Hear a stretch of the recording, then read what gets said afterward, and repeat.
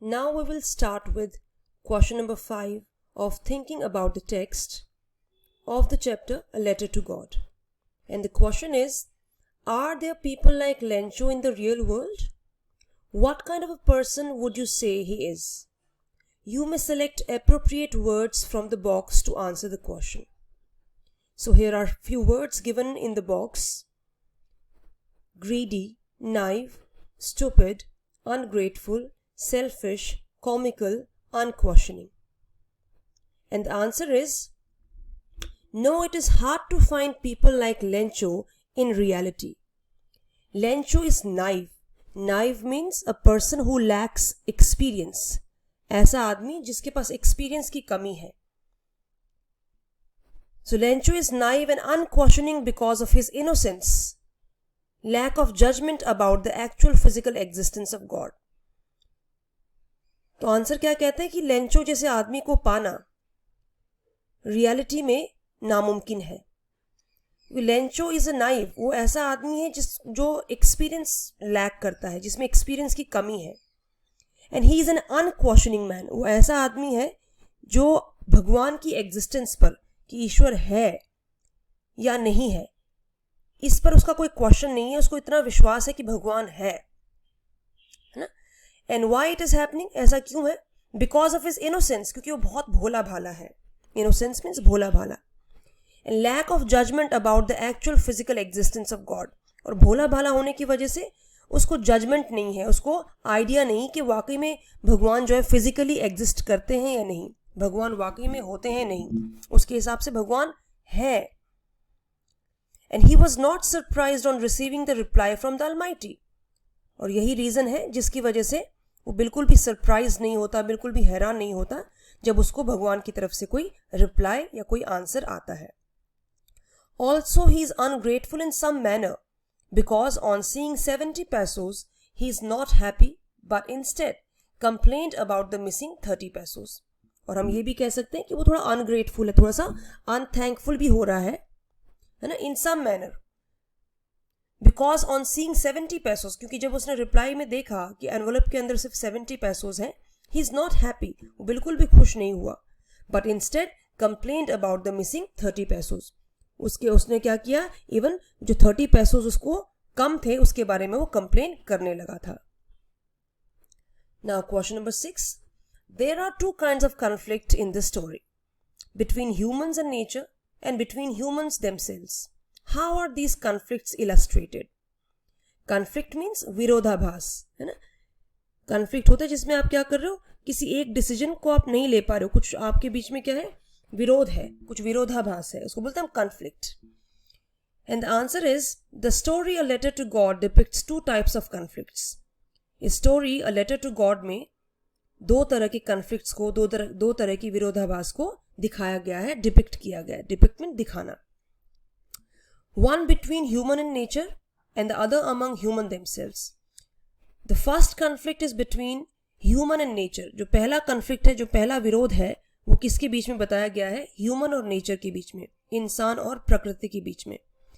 And the other among human themselves, और दूसरा conflict है ह्यूमंस के अपने बीच में. देखिए कैसे. In the beginning of the story, Lencho hopes for a rain for the benefit of his cornfield. इस स्टोरी के बिगिनिंग में, बिल्कुल स्टोरी की शुरुआत में, Lencho hopes for rain, Lencho को रेन की उम्मीद है, बारिश की उम्मीद है, for the benefit of his cornfield, ताकि उसकी जो मक्की के खेत हैं उसको बेनिफिट हो, उसको लाभ हो. किससे? बारिश से. On actually receiving rain he becomes happy, और वाकई में जब बारिश होने लग जाती है, ही बिकम्स हैप्पी, वो बहुत खुश हो जाता है. And starts thinking about all the profit that would come in, और वो सोचने लग जाता है कि भाई इस बारिश की वजह से जो उसको प्रॉफिट होगा, लाभ होगा, क्योंकि उसकी फसलें अच्छी होंगी, उसके बारे में वो सोचने लग जाता है. His joy is turned, है ना, और तो वो अपनी खुशियों के बारे में सोचने लग जाता है. But very soon his happiness turned into sorrow, पर जल्दी ही उसकी खुशी sorrow में, दुख में तब्दील हो जाती है. When the rain changed into hailstorm, जब वो रेन जो है, बारिश किस में तब्दील हो जाती है? hailstorm में, ओलों में तब्दील हो जाती है. And his crops got destroyed, और उसकी सारी क्रॉप्स जो हैं वो डिस्ट्रॉय हो जाती हैं, वो खराब हो जाती हैं.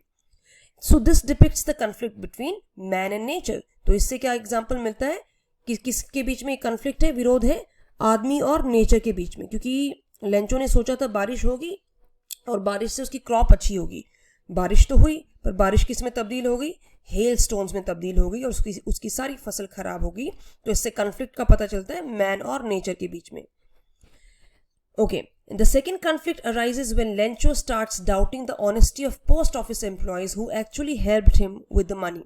और second conflict है, जो दूसरा विरोध है, वो arise होता है, वो किसके बारे में दिखता है, वो men और men के बीच में दिखता है, humans का अपने आपस में विरोधाभास दिखता है, conflict दिखता है। When Lencho starts doubting the honesty of post office employees, जब लेंचो क्या करता है, पोस्ट ऑफिस एम्प्लॉयज पर, पोस्ट ऑफिस के लोगों पर क्या है, उनकी ईमानदारी पर, ऑनेस्टी, उनकी ईमानदारी पर शक करता है। But in reality, the post office employees were the ones who actually helped him. But in reality, post office के लोगों ने ही सारे वो 70 पैसों इकट्ठे करके लेंचो को भेजे थे। पर लेंचो क्या करता है, अनफॉर्चुनेटली उन पर ही डाउट करता है, उसको शक होता है कि वो जो 30 पैसों कम है एनवेलप के अंदर, वो पक्का किसने चुराए हैं, पोस्ट ऑफिस के लोगों ने चुराए हैं। तो इस तरह से ह्यूमंस पर डाउट करते हैं, मनुष्य ही मनुष्य पर क्या करता है, शक करता है। इस तरह से एक कन्फ्लिक्ट दिखता है, विरोध दिखता है किसके बीच में, men themselves और the human themselves, मनुष्य का मनुष्य पर शक इस तरह से दिखता है। Now here are few value based questions, dear children, some very important questions which could come in your 6 marks answer. So the first question is, Lencho seemed to be an impulsive man who felt suddenly elated at the rainfall and later became sad to see the destruction which the rain had caused. Did he lack tolerance? Did he not have the courage to face the challenge of life? Elucidate it, discussing the values one must possess to face any type of situation in about 80 to 100 words. Lencho क्या कहता है कि impulsive आदमी लगता है। Impulsive आदमी means the person who know works on his impulses. ऐसा आदमी जो अपने मूड के हिसाब से, अपने इमोशंस के हिसाब से काम करता है, कहते वो ऐसा लगता है। क्योंकि जब बारिश हुई थी, ही वॉज वेरी इलेटेड, वो बहुत खुश था, है ना। And later on he becomes sad, और पर जो जैसी बारिश किसमें, हेल स्टॉर्म्स में तब्दील हो जाती है तो दुखी हो जाता है। तो क्या लगता है, कहता है डिड ही लैक टॉलरेंस, कि उसमें टॉलरेंस की कमी है, उसमें किसी चीज़ को टॉलरेट करने की कमी है, किसी चीज़ को बर्दाश्त करने की कमी है। और did he not have the courage to face the challenges of life, या उसको लाइफ के जो चैलेंजेस हैं, लाइफ की जो आपको है ना चैलेंजेस मिलते हैं, उसको फेस वो करने का उसको हिम्मत नहीं है, करेज नहीं है। तो कैसा आदमी आपको लगता है, कहते हैं लेंचो। इस बारे में हम बात करेंगे। Lencho seems to be an impulsive man. इसमें क्या लगता है, पूरी स्टोरी में लेंचो एक इम्पल्सिव मैन लगता है। वो ऐसा आदमी है जो अपने मूड के हिसाब से, है ना, अपने इमोशंस दिखा रहा है। As he had hoped for a good rain, है ना, क्योंकि कहते इनिशियली क्या है, वो उसको बड़ी उम्मीद है कि उसकी बारिश अच्छी होगी तो अच्छी फसल होगी, है ना। Then he becomes very happy, वो बहुत खुश था उस टाइम पे। But he became sad on seeing the destroyed crops, पर वो जल्दी उदास हो जाता है जब उसकी क्रॉप्स, उसकी फसलें हेल स्टोन्स की वजह से क्या हो जाती हैं, डिस्ट्रॉय हो जाती हैं, खराब हो जाती हैं। He had tolerance and the courage to face the challenges in life, पर कहते उसमें टॉलरेंस तो हमें दिखती है, उसमें बर्दाश्त करने की क्या है, हिम्मत है ना, करेज है to face the challenges in life, कि लाइफ की जो चैलेंजेस हैं, लाइफ के जो आपको चैलेंजेस दिखते हैं, है ना, कुछ डिफिकल्ट सिचुएशंस आती हैं, उसको फेस करने का उसका टॉलरेंस तो है। His firm faith in God made him to write a letter and the tolerance in him kept him waiting for the reply. उसका जो फर्म फेथ है, पक्का विश्वास है भगवान पर, उसकी वजह से वो भगवान को लेटर लिखता है।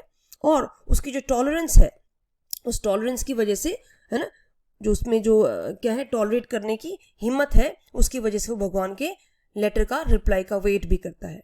He accepted the 70 pesos and again faced the situation writing a second letter demanding for the rest of the amount. वो कहते हैं 70 पैसों को एक्सेप्ट करता है, पर वो क्या अपनी फेथ की वजह से एक सेकेंड लेटर भगवान को लिखता है जिसमें वो 30 पैसों की डिमांड करता है। रेस्ट ऑफ अमाउंट मीन्स जो उसका बकाया पैसा है 30 पैसों, उसकी क्या करता है, वो डिमांड करता है।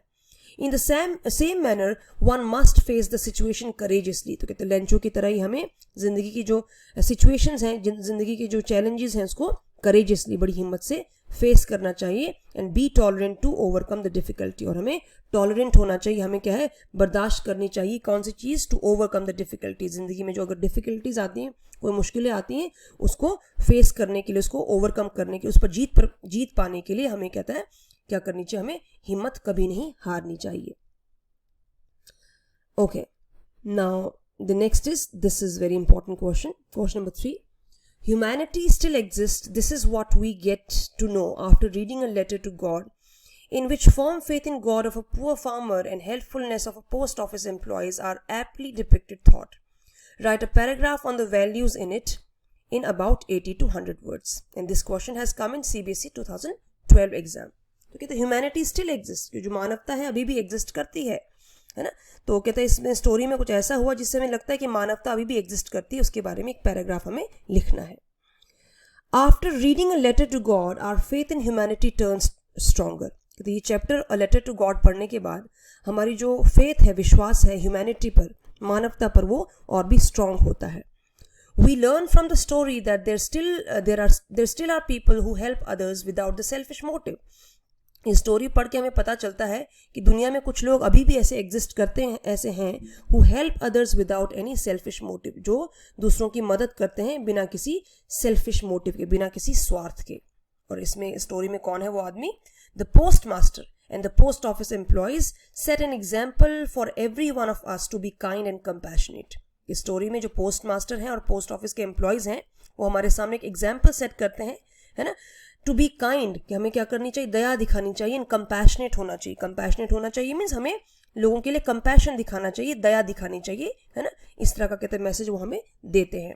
दो they all laughed at his letter initially, कहते इनिशियली स्टार्टिंग में जब उसका लेंचो का लेटर उनके हाथ में पड़ता है, पोस्ट मास्टर के हाथ में, है ना, तो क्या होता है, वो सभी उस पर, पोस्ट मास्टर भी हंसते हैं और जो पोस्टमैन था वो भी हंसता है कि कैसा आदमी जो भगवान को लेटर लिखता है. But they were really moved by the faith of Lencho in God. पर बाद में उनको बहुत ही, कहते हैं वो बहुत ज़्यादा इम्प्रेस होते हैं. Moved by means they were impressed, बहुत इम्प्रेस्ड होते हैं लेंचो का भगवान पर इतना गहरा विश्वास देखकर. The way they all decided to help the stranger in his hard times restores our faith in the existence of humanity and motivates us to be a noble and kind person. And the way they all decided, और जिस तरह से कहते हैं वो सभी लोग, post master और पोस्ट ऑफिस एम्प्लॉयज, वो डिसाइड करते हैं टू हेल्प द स्ट्रेंजर, की एक अजनबी आदमी को हेल्प करने का डिसाइड करते हैं इन हिज हार्ड टाइम्स, उसके बुरे वक्त में. It restores our faith in the existence of humanity. तो इस तरह से कहते हैं उनके ये एग्जाम्पल देखकर हम सब की जो है ह्यूमैनिटी पर, जो मानवता है उस पर फेथ, विश्वास जो है रीस्टोर होता है, फिर से हमारा बरकरार होता है. क्या? फेथ बरकरार होता है, हमारा विश्वास बरकरार होता है किस पर? ह्यूमैनिटी पर, मानवता पर. And motivates us to be a noble and kind person. और ये चीज़ कहते हैं हमें मोटिवेट करती है, हमें क्या करती है, एनकरेज करती है, उत्साहित करती है to be a noble and kind person. एक दयालु आदमी बनने के लिए हम सबको मोटिवेट करती है.